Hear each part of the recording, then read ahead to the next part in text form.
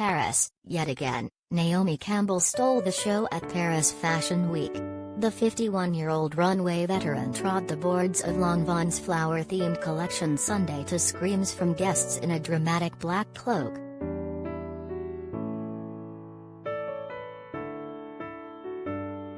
Meanwhile, on Sunday evening, fashion insiders trekked to Paris' Western Edge for Matthew Williams' Givenchy display that went back to the future.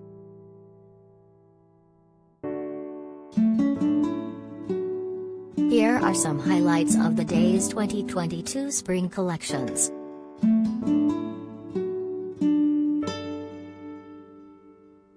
L'Oréal aims to empower with Helen Mirren, Nikolai Coster-Waldau.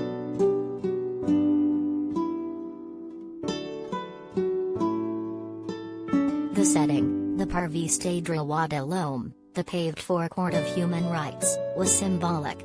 The square was the place where the Universal Declaration of Human Rights was first adopted in 1948.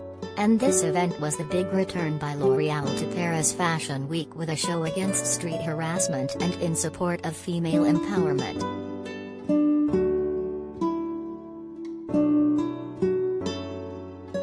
As in its previous 3 seasons, the house executed a glitzy display featuring stars such as actress Helen Mirren, 76, and Game of Thrones actor Nikolai Coster-Waldau, 51. It was open to the public and broadcast to over 30 countries.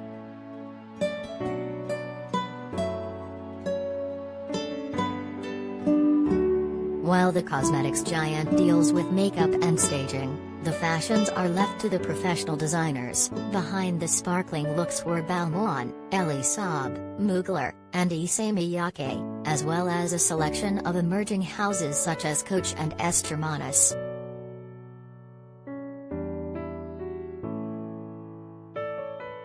L'Oréal is on a message with equality. But it has not always been. In 2020, transgender model and actress Monroe Bergdorf jumped on L'Oréal's #BlackoutTuesday posts to accuse the beauty brand of hypocrisy for having fired her 3 years ago when she complained about racism in strong language. Bergdorf, who was sacked as L'Oréal UK's first openly transgender model in 2017 for decrying the racial violence of white people, later accepted a role as consultant on the UK Diversity and Inclusion Advisory Board to help influence and inform the brand.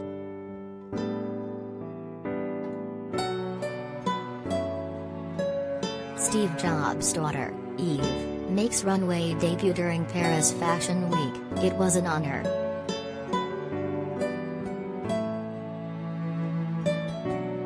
Lanvin's Flower Power.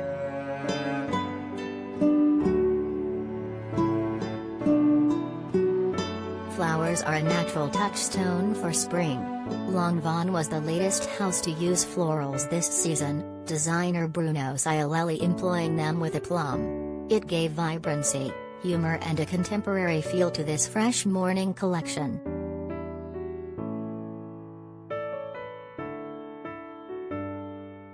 Gently structured garments, which were crisp but moved fluidly, made sure the collection began with a minimalist mood.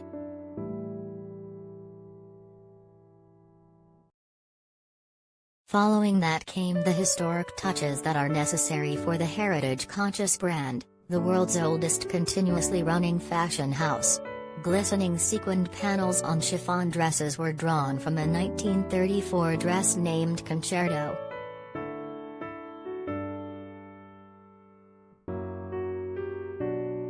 But it was when the vibrant blooms appeared that the real fun came out. The first flower on the runway was in the form of an oversized bracelet, then, as a print, blossoming in yellow, across a funky short suit.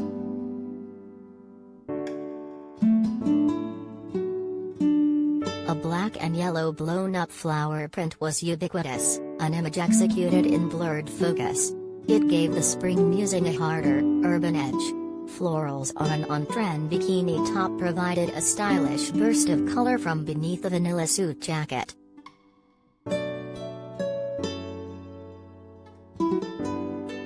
One pastel gray gown had so many blue flower appliques that they actually spilled over, cross-pollinating onto the model's bare chest as stick-on brooches.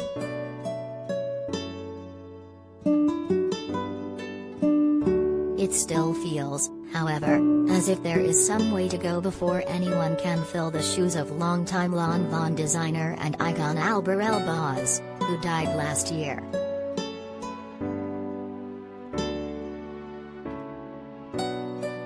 Givenchy's anachronism.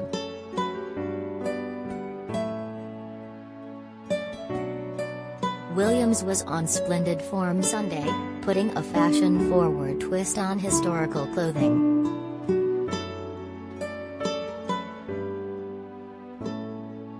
Guests sat around a futuristic, white oval runway to watch the looks, which were filmed live by a menacing black robot on wheels that followed models around.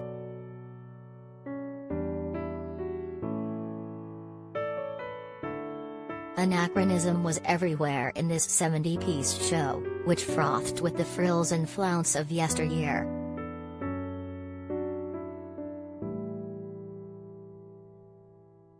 Skin-tight black bands morphed into platform sneakers to evoke an 18th-century legging, while the chunky footwear sported an arched sole in the spirit of old-fashioned clogs.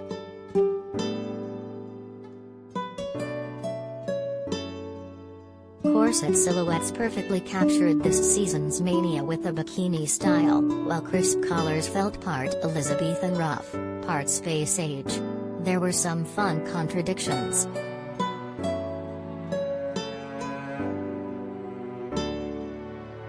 Yet these historic plays never felt like parody. It was perhaps the minimalist touches or the dominance of black in the designs that ensured the collection felt contemporary at all times.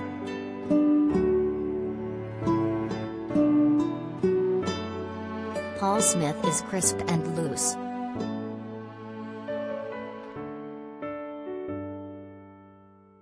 Color, crispness and looseness were the key ingredients for Paul Smith. For spring, the British fashion icon went back to the decade of optimism, the glorious 90s. It made for a vivid show that felt fresh and young, even if bringing back that time as a vintage reference made some fashionistas feel old.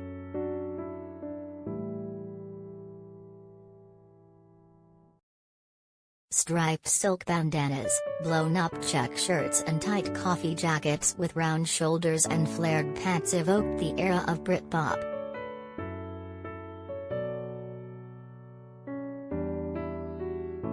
Yet, other garments went artistic, such as a knit sweater and pants that sported geometric yellow squares evoking painter Pete Mondrian.